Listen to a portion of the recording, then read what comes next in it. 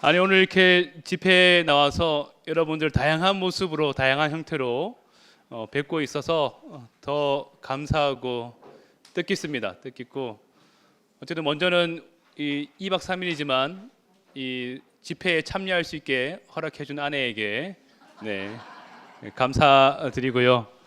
출발할 때 아들이 따라가도 되냐고 먼저 물어봐서 또 아들과 함께 왔습니다. 저기 뒤에 구석 자리를 차지하고 있는데요.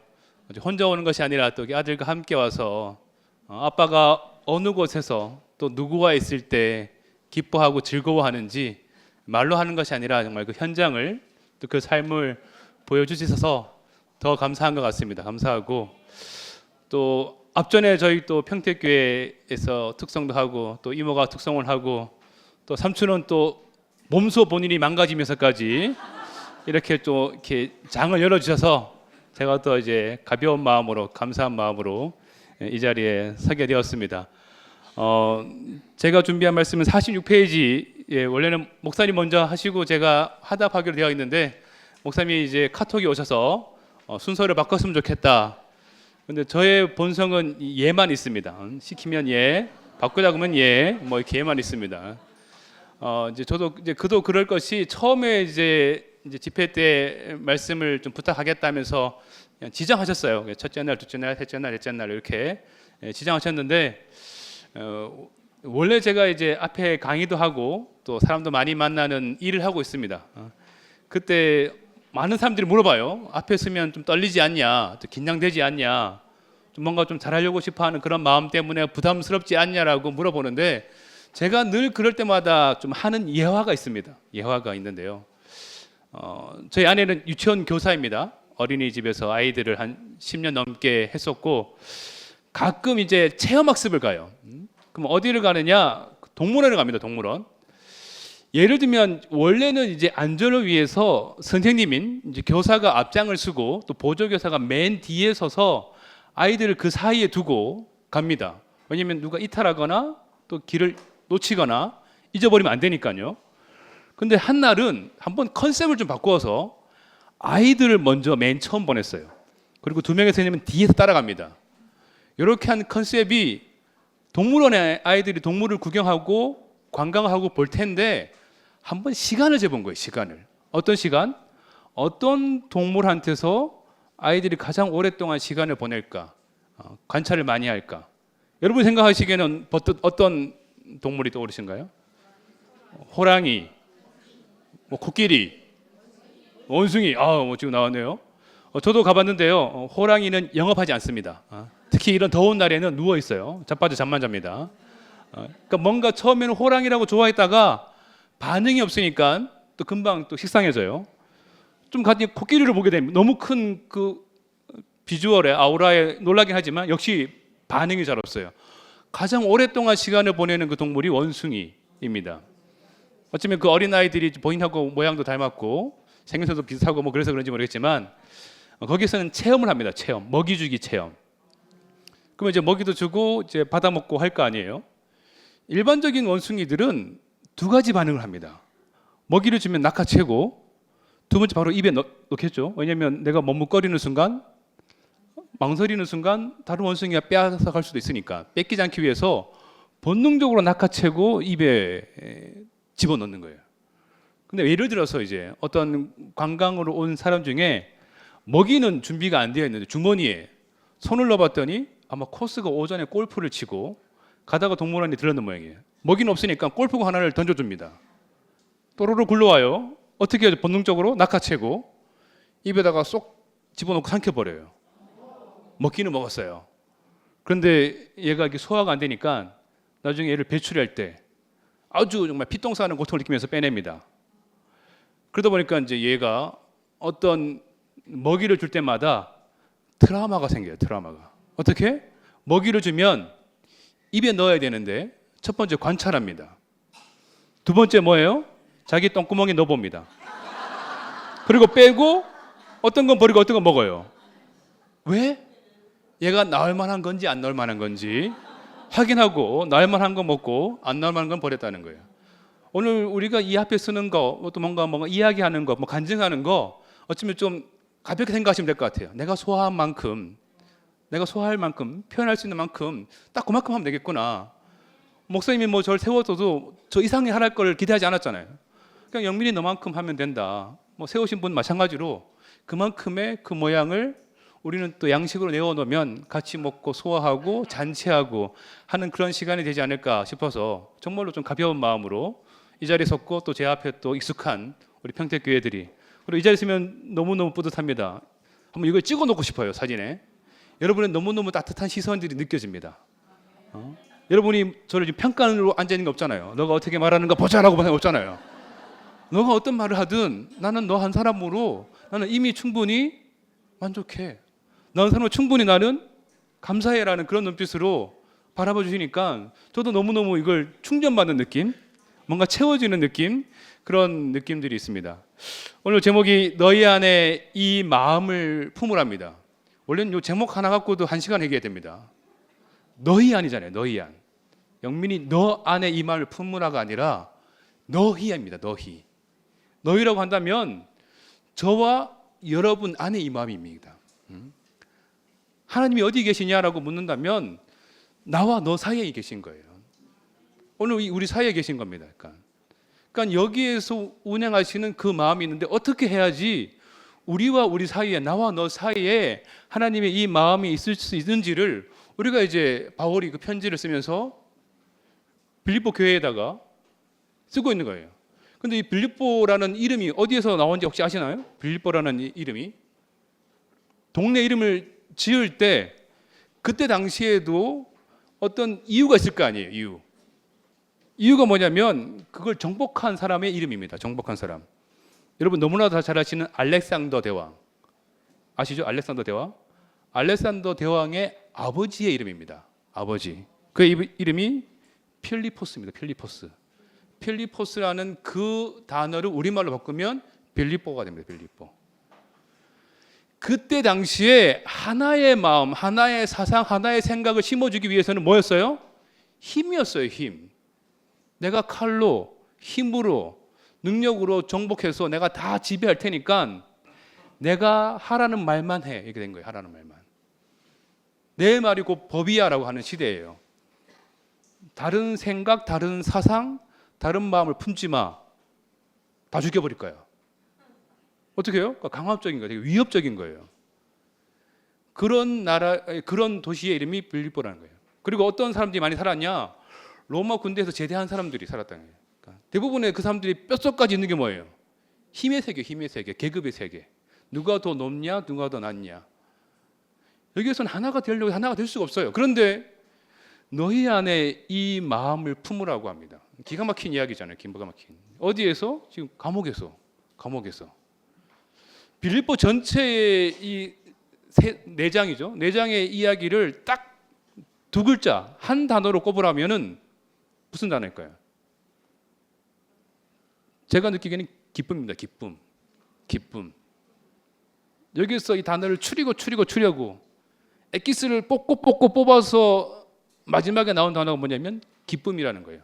어떤 상황이죠? 감옥에 있는, 철저하게 제한받고 있는 불편한 상황에 있는 그 바울이 빌립보 교인들, 성도들에게 보내고 싶은 메시지가, 말하고 싶은 메시지가 기쁨이라는 거예요. 어떠한 때? 이 마음을 품을 때. 이 마음. 그러니까 더 궁금해지잖아요. 이 마음이 어떤 마음인가? 이 마음이. 우리가 품는다는 이 단어도 상당히 우리에게 큰 의미가 있습니다. 언제 품죠? 품는다는 단어를 쓸 때 버뜩 떠오르는 게 어떤 이미지가 있나요? 닭이 알을 품을 때 품는다 그럽니다. 품는다는 그 단어가 따뜻하잖아요. 제가 여기 오가면서 이모 삼촌들하고 인사를 했는데 안아주시는 거예요. 저를. 반갑다 영민아, 오랜만이다 영민아. 손을 이렇게 양손으로 포개해 주시는 거예요. 따뜻한 체온이 느껴지는 거예요. 온기가 느껴지는 거예요. 온기가. 원래 품는다의 큰 뜻은 온기를 품는다라는 그런 뜻에서. 근데 다른 말로도 우리가 쓰죠. 무엇을 품었다? 원망하는 마음을 품었다. 앙심을 품었다고 합니다. 똑같은 품는다는 단어를 쓰는데 어떤 때는 온기를 품어서 뭐가 나오죠? 병아리가 나오잖아요. 생명이 나오는데 어떤 거는 이 앙심, 시기하는 이런 마음들을 품으면 살인이 나오는 거예요. 살인이. 이 품는다는 이 단어에는 가능성을 현실화시킨다는 겁니다. 가능성을 현실화시킨다. 지금 이 달걀, 이 계란일 때에는 어떤 건지 몰라요. 그냥 그 가능성의 한 덩어리예요. 한 덩어리. 근데 얘가 품어지고 풍김을 당하고 나니까 그 며칠이 지나니까 뭐가 돼요? 생명인 병아리가 탄생하게 된다는 거예요. 지금도 우리가 어떤 걸 품고 있냐에 따라서 지금은 가능성이지만 이걸 오랫동안 지속적으로 품게 되면은 여기에서 현실이 되어져 나오게 됩니다. 나오게 돼요. 그래서 바울이 말한 이 마음은 어떤 마음인가? 우리 5절에 했죠. 너희 안에 이 마음을 품으라. 그것은 바로 예수 그리스도의 마음. 그 첫 번째 마음이 우리 2절에서 4절 하나 되게 하는 마음입니다. 하나 되게 하는 마음. 마음을 같이하여 같은 사랑을 가지고 뜻을 합하여 한 마음을 품어. 그 한 마음이 되려면 어떤 마음이에요? 겸손한 마음이라고 합니다. 겸손한 마음. 낮아지는 마음이에요. 낮아지는 마음. 자기보다 남을 낮게 여기는. 제가 좀 이게 친절하게 교보제 이걸 언어로 들으면 이 낮다를 다르게 있을 수 있어요. 그래서 정확한 표현이 이겁니다. 낮게 여깁니다. 낮게. 그런데 이걸 잘못 들으면 이렇게 생깁니다. 낮게 아래로. 남을 나보다 낮게 아래로 보라는 게 아니에요. 어떻게? 더 낮게 여기라는 거예요. 이게 지금 겸손한 이 마음을 가지는 겁니다. 그럴 때에 하나가 된다는 거예요. 하나가 된다는 거예요. 6절에 7절 가보면 이 겸손한 마음이 어떤 마음이냐? 오히려 자기를 비워 종의 형체를 가지사 사람과 같게 되셨고, 이 단에서 제가 참 큰 포인트는 비움입니다. 자기를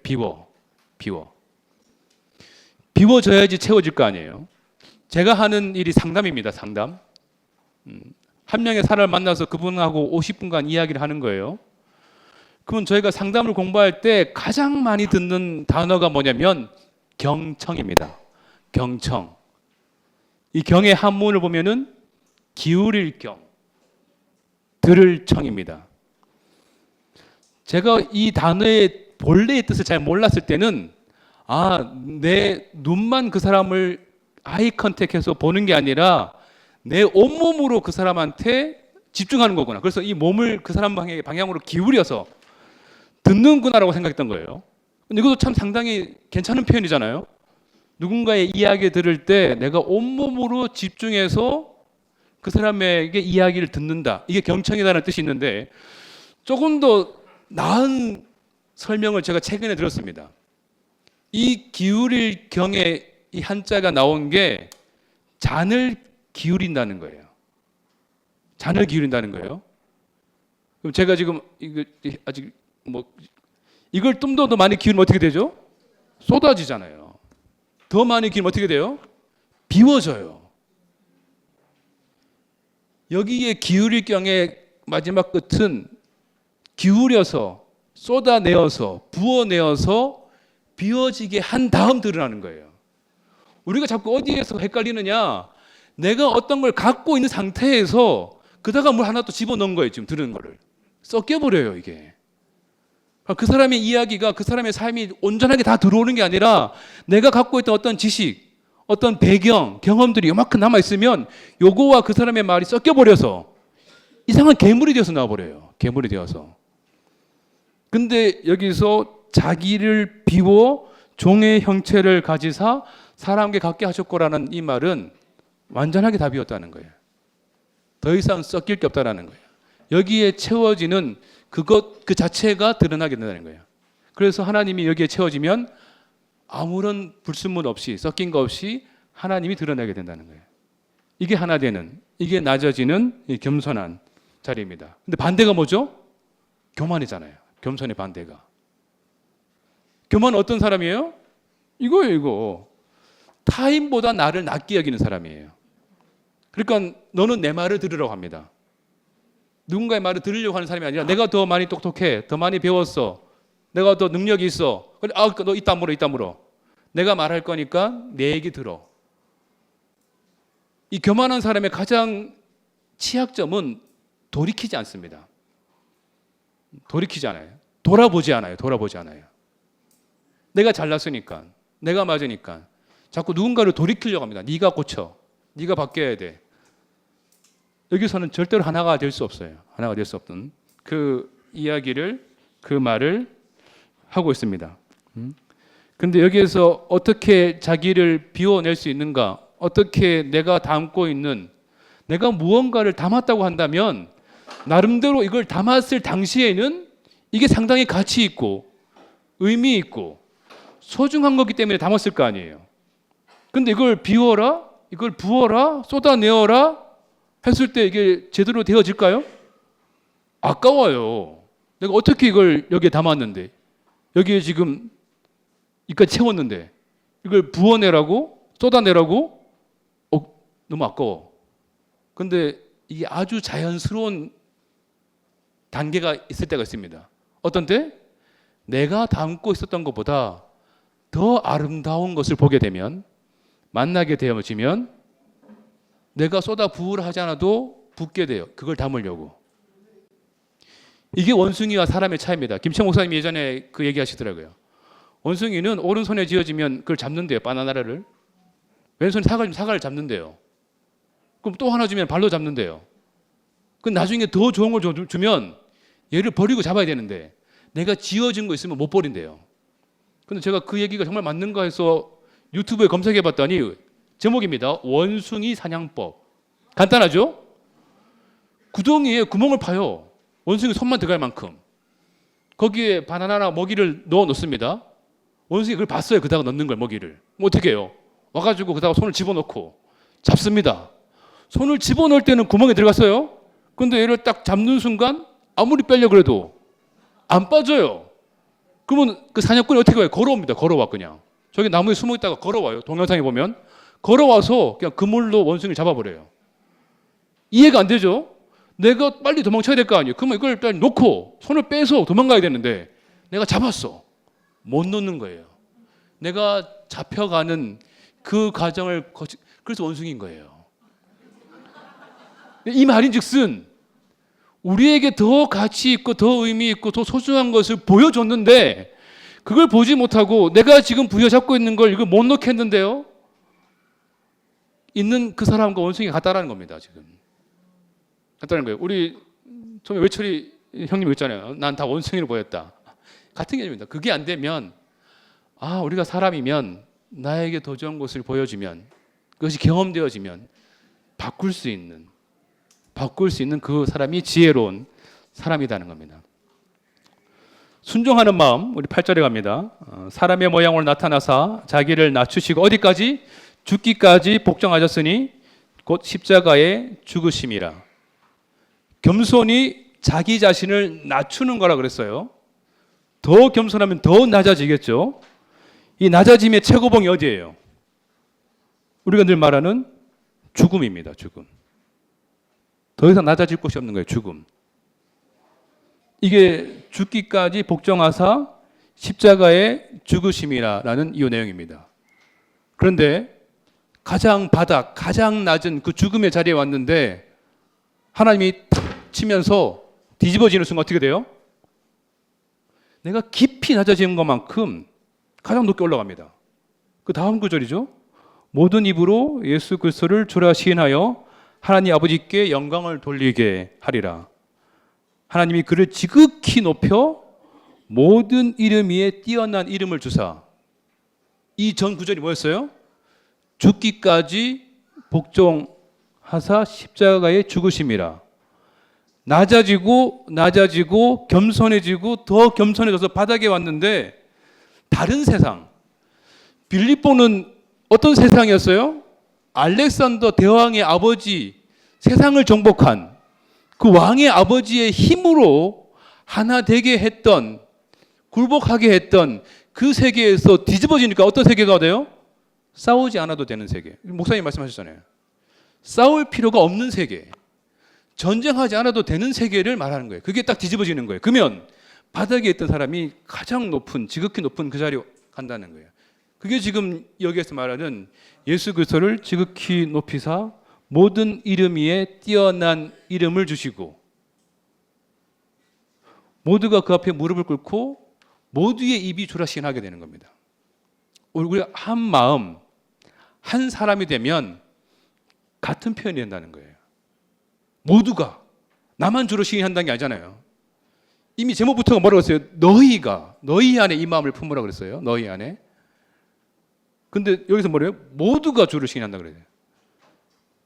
이게 지금 하나 된 사람, 한 마음을 품는 사람은 같은 표현, 주라고 시인할 수 있는 그 자리로 오게 되는 그 말씀을 하게 됩니다. 그래서 결론이 뭐예요? 12에서 18절 하나 될 때 구원의 삶, 기쁨의 삶을 살 수 있습니다. 하나 될 때 함께 기쁨을 나눌 수 있습니다. 제가 여기 적었죠. 세상에 슬픔을 나누는 사람은 많아요. 그 사람 옆에 갑니다. 참 안 됐다. 아, 주식 망했구나. 남편이 잘렸구나. 아들이 지금 대학에 떨어졌구나. 어떡하니? 라고 그 슬픈 마음은 나누려고 해요. 근데 기가 막히게 기쁨을 나누는 자리에서는 가지 않습니다. 오죽하면 우리의 속담에 사촌이 땅을 사면 배가 아프다는 말이 있어요. 근데 이 말은 우리에게 생소해요. 왜? 우리는 너무 기쁨을 나누는 사람들이에요. 이게 지금 세상에 없는 관계고 세상에 없는 사람들이 여기 있다는 거예요.